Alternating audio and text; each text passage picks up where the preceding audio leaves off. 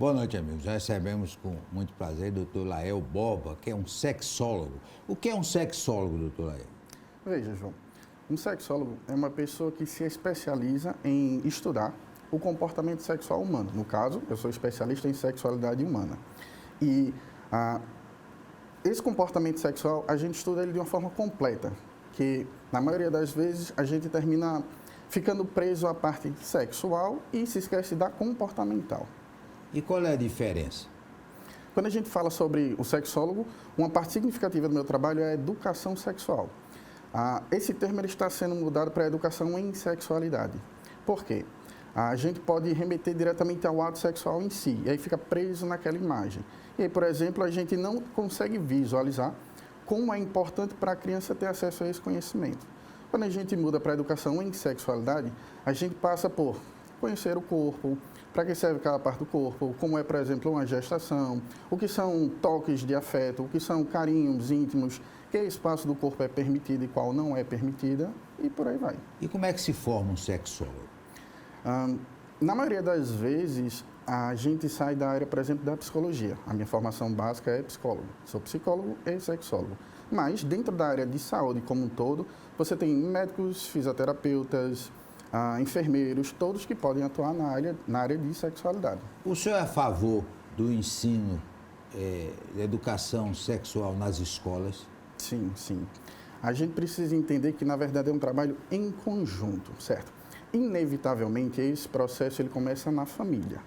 A família é quem vai construir parte da educação sexual basal, certo? Por exemplo, quem tem acesso ao corpo da criança, nomear o corpo, a própria higiene, como se relacionar com pessoas estranhas, isso também faz parte da educação sexual. A escola ela já parte para um outro nível de educação. Por exemplo, no respeito às diferenças de comportamento, a diferença entre pessoas, no futuro, assim, na pré-adolescência, adolescência, quando os hormônios vão estar mais aflorados, é onde, na maioria das vezes, vão surgir os primeiros interesses, as primeiras paixões, identificar o que é que eu gosto no outro. Então, é uma complementariedade que vai acontecendo ao longo da vida. Olha, existem algumas religiões que só permitem a relação sexual depois do casamento, né? Sim. E para se manter casto durante esse tempo em que os hormônios estão fortes, qual é o segredo? Veja, a gente pode canalizar a libido de diversas formas, certo? A gente pode, por exemplo, associar a libido à testosterona, principalmente no homem. Então, se você faz algum tipo de atividade que você demanda que o corpo utilize aquela testosterona, aquele excesso de testosterona, a gente tem, por exemplo, um alívio da libido, porque a testosterona vai estar sendo direcionada para aquilo, e aí você consegue negociar com os estímulos internos para poder segurar durante quanto tempo for necessário. Isso partindo do ponto de que aquela religião especificamente julgue que a masturbação é errado, que a masturbação é um problema. Porque se a gente lançar mão da masturbação para que possa ter mais longevidade e esperar por mais tempo a primeira prática sexual, também não seria um problema. Porque, por exemplo, quem deve ter esse problema é o padre, né? Porque o padre não pode casar, né? Ele tem que ter um tratamento para que o libido é natural da pessoa, né? Como é que ele enfrenta isso, né? Tem que ser com muita fé, né? Tem que ter muita fé, muita força de vontade. Rezar bastante e se confessar. E tem cliente, padre? Não, padre não. Ainda não. Pelo menos até agora não me procuraram. E qual é o segmento que mais procura o senhor? Veja, hoje em dia a gente tem um acesso muito fácil ao outro, certo? Aplicativos de paquera, redes sociais. Então, a gente tem muitas pessoas que não recebem a orientação básica o suficiente. O que é que eu chamo de orientação básica? O que é que eu gosto, o que me interessa, como interagir com o outro, como ter acesso, como manter uma relação, como construir uma relação saudável, que tenha uma troca onde eu demonstro interesse, invisto na pessoa e recebo de volta. Então, por conta disso, a gente tem relações muito prejudicadas. E essas relações prejudicadas geram muitas pessoas que têm baixa tolerância à frustração, que sentem que estão sozinhas, que não conseguem manter uma relação, que não vê perspectiva de futuro. E aí, por exemplo, no homem especificamente, isso pode gerar episódios de impotência. E aquela pessoa começa a desenvolver um medo que ele vai carregando e aquilo vai ganhando volume de que eu não vou ser capaz de manter uma relação, eu não vou ser capaz de manter uma mulher, eu não vou ser capaz de ser pai, eu vou ficar sozinho. Dentro do lado das mulheres, a coisa costuma mais na linha de eu estou investindo tanto, eu estou buscando tanto, eu estou demonstrando, eu converso, eu cobro, eu reclamo e não há mudança. Não me sinto valorizada, não me sinto importante, não sinto que os meus desejos são atendidos. E aí esse público, que é em grande maioria causado por conta desse tipo de construção desorganizada, digamos assim, que termina procurando um serviço psicológico. Quer se entender, quer entender a relação, quer procurar uma melhora da qualidade de vida. E essa figura do amante e da amante é forte? Sim, sim. Hoje em dia... O que é que o amante e a amante oferecem que Veja.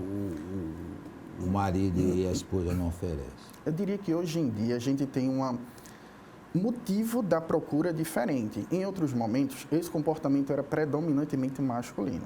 E a procura era basicamente eu tenho alguém ali que está se oferecendo para mim, eu vou lá, qual é o problema? Eu sou homem, eu tenho o desejo, a vontade e eu consigo, eu vou lá e faço.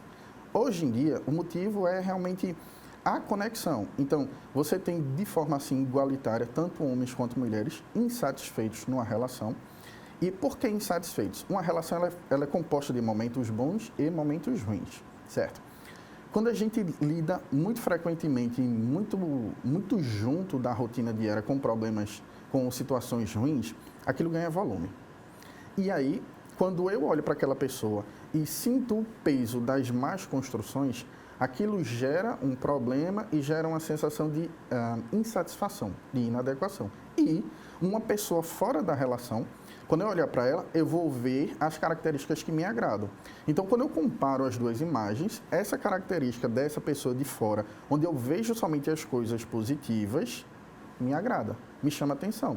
E, algumas vezes, eu não consigo resistir a isso. E aí, quando eu tenho acesso àquela relação, gera a sensação de que isso daqui é bom e aquilo dali é ruim.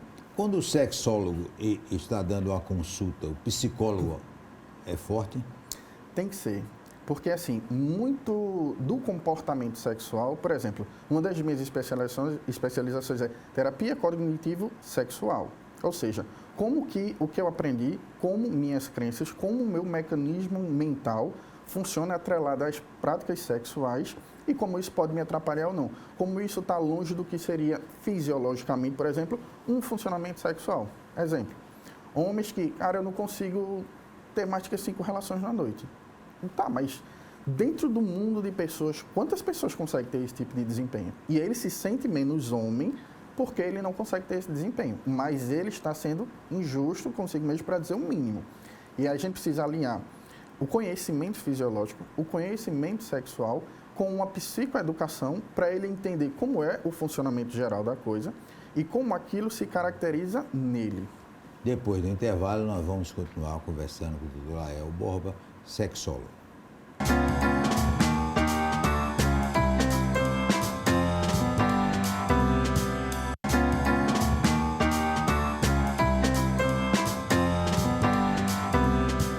Dr. Lael Borba, o sexo virtual é sexo? Sim, sexo é sexo. Quando a gente fala sobre sexo, são práticas que levam a construir um prazer que pode culminar no orgasmo. E aí você tem sexo virtual, você tem o sexo convencional, por exemplo, com a penetração, você tem um sexo somente baseado em toque, você pode ter, por exemplo, até tem pessoas que conseguem ter orgasmos mentais, onde ela vai idealizando uma situação, pode ser, por exemplo, com a ajuda de, uma prática como na internet, que é o ASMR, que é você fazer sons, barulhos, aí juntaram isso com contos eróticos. E aí tem pessoas, no geral, eu diria que mais mulheres, elas conseguem entrar naquele relato, naquela vivência de uma forma tão profunda que ela não precisa de nenhum estímulo físico para poder atingir um orgasmo. Olha, um dos grandes problemas do Brasil é a gravidez da adolescente, né? Aí, não só a gravidez, como crianças com 13, 12 anos já sendo mãe, né? Isso é problema. Sim, sim. Isso é um problema. Por quê? Imagine que aquela pessoa, ela ainda não está madura o suficiente para lidar com aquela responsabilidade. Além do que ela não é capaz de alcançar, naquele momento, o quanto ela vai perder do próprio desenvolvimento por conta daquilo.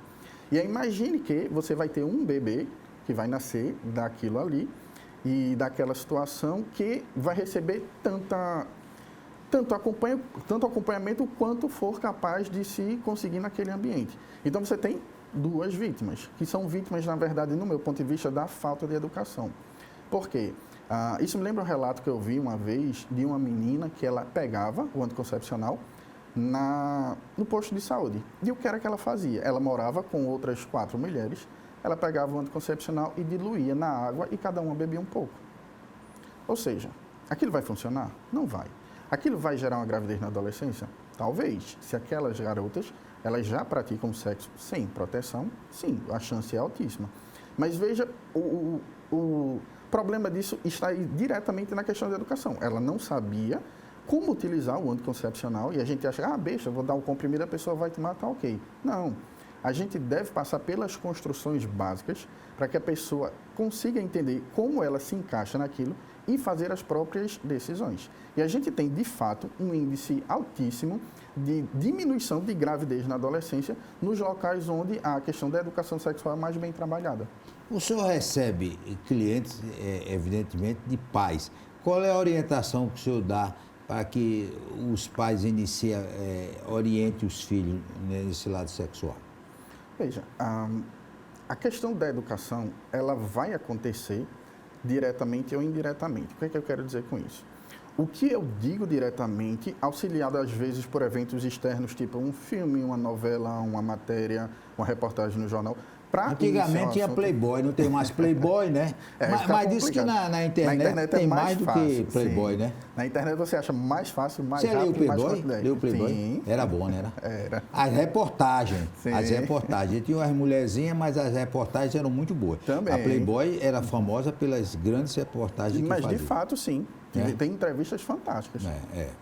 Sim. Aí, como é que os pais devem orientar os filhos? A gente precisa trabalhar primeiro na confiança da relação. A gente começaria, de fato, aprendendo a nomear o corpo. Por que é importante nomear o corpo? Imagine que uma mãe ou um pai tem uma menina e ele está dando banho naquela menina e ele chama a vagina dela de Florzinha. E aí ela pode dizer que estava no passeio de escola e o titio pegou na Florzinha. Uma pessoa de fora daquele ambiente vai ser capaz de entender? Não vai. Então, aí, por exemplo, se caracteriza a importância de você colocar o nome certo na parte certa. Segundo, a forma como eu me relaciono comigo, como eu me relaciono com meu parceiro ou com minha parceira, também vai ensinar algo, certo? Então, se eu estiver atento ao que eu passo ao meu filho também, para estar atento a isso, eu tenho que ter desenvolvido. Eu tenho que lidar bem com minha relação, com minha sexualidade, com o assunto em si. Por exemplo, quando eu não tenho capacidade de falar sobre o assunto surge, a gente trata aquilo como não um problema, não vamos falar, é errado, deixa para depois, desconversa. Eu também estou comunicando algo. O que é que eu posso estar comunicando? Aquele assunto, ele não é importante ou ele é um problema. Então, eu não vou falar sobre aquilo. E aí você não cria uma ponte entre o pai e o filho de confiança que vai fazer com que ele tenha espaço tanto para tirar dúvidas como para pedir ajuda, caso necessário.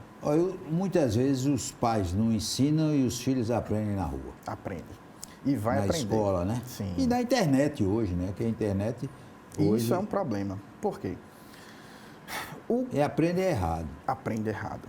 Porque o conteúdo pornográfico em si, ele não necessariamente é um problema. Mas a gente tem certas áreas dele que sim, são problemáticas. A construção é problemática. Mas ele não é um conteúdo feito para a educação. Então, se eu vejo aquilo, usando como referência que aquilo é o certo, que eu devo ser daquele jeito, que é o objetivo, e eu não me enquadro de qualquer forma naquilo, eu vou estar destruindo minha autoestima e as relações, ou pelo menos o início das relações que eu vou ter no futuro. Eu vou estar criando talvez um trauma para mim e um trauma para a pessoa que eu esteja me relacionando. Então, a nível de estímulo erótico que vai trazer uma excitação, esse tipo de conteúdo serve, mas a nível de educação, não. E mesmo para quem não, de fato, consome esse conteúdo, por exemplo, pela internet, você sempre vai ter os coleguinhas, sempre vai ter a escola, sempre vai ter os meninos mais velhos. Então, esse assunto ele vai ser ventilado em algum momento. O que é que se escolhe? Que o meu filho saiba daquilo antes e saiba lidar, ou que ele seja pego de surpresa? O senhor orienta também casais homossexuais? Sim. Tem sexologia também lá? Sim, porque assim, a questão da sexualidade em si, ela engloba todos, certo? Então, é muito mais sobre um trabalho singular, porque cada indivíduo, ele tem a sua construção, ele tem um mecanismo de atração funcionando dentro dele. Por exemplo, como é que funciona a atração? Quando a gente vê, percebe algo que eu acho bonito, que me atrai, que é interessante, você não escolheu aquilo, você descobriu. Para descobrir, você precisa estar exposto a situações diferentes. E você aprendendo a lidar com aquilo, aprendendo a construir uma relação, aprendendo o que é importante para você dentro de um ato sexual, por exemplo, e sendo capaz de trocar com o outro, você consegue construir uma boa relação, seja ela heterossexual ou homossexual. E essa coisa do bissexual existe? Existe. Existe. E tem algumas linhas de estudo que ela trata, na verdade, a sexualidade como algo que tem uma certa folga, não algo rígido e fixo, certo? O que é que eu quero dizer com isso? Dentro da questão da bissexualidade, e esse é um público assim, que é um público que está passando um perrengue. Por quê? Eles terminam sendo vistos como estranhos dentro da comunidade hétero, dentro da comunidade homo, porque eles estão no meio, certo? E quando eu falo sobre uma sexualidade não rígida, uma pessoa que ela é de fato bissexual, ela consegue se relacionar tanto com homens quanto com mulheres, que chamem a sua atenção, que seja interessante. E a pessoa pode passar, por exemplo, um momento onde, nesse momento eu estou me sentindo muito mais atraído por homens. Eu não deixei de gostar de mulheres por conta disso. Mas nesse meio tempo tive 2, 3 relações que não foram interessantes e apareceu uma mulher interessante. Posso me relacionar com ela. Eu tenho um paciente que está passando por um processo similar a esse. E é muito dolorido para a pessoa. Nós queremos agradecer ao doutor Léo Borba. E eu esqueci de dizer uma coisa. Ele é filho de Santana, o cantador. Verdade. Mas você não canta, não? Não, não nasci com Mas esse conheceu não. o tamborete de forró? Tamborete de forró foi a namorada do seu pai? Diga aí, há rumores. Rapaz, tem umas histórias que no passado ele teve muita namorada. Mas minha mãe, o tamanho dela é referência suficiente para ser tamborete de forró. Quer dizer que a música pode ter sido para sua mãe, né? Sim. Mas você realmente optou por essa carreira médica e não canta forró, nada? Não, isso é uma habilidade que eu realmente não tenho. Já minha filha, ela canta bem. É? Agora eu sou um zero à esquerda. Nunca tentou? Já tentei, mas assim, tentar de forma recreativa, dentro de casa, no banho, ouvindo uma música, mas não sou referência. Nós queremos agradecer a Léo Borba, sexólogo, por esse show que ele deu de informações e por essas revelações que ele fez sobre o seu pai, Santana, o cantador. Um forte abraço, tenham todos felizes fim de semana e até segunda-feira, se Deus quiser.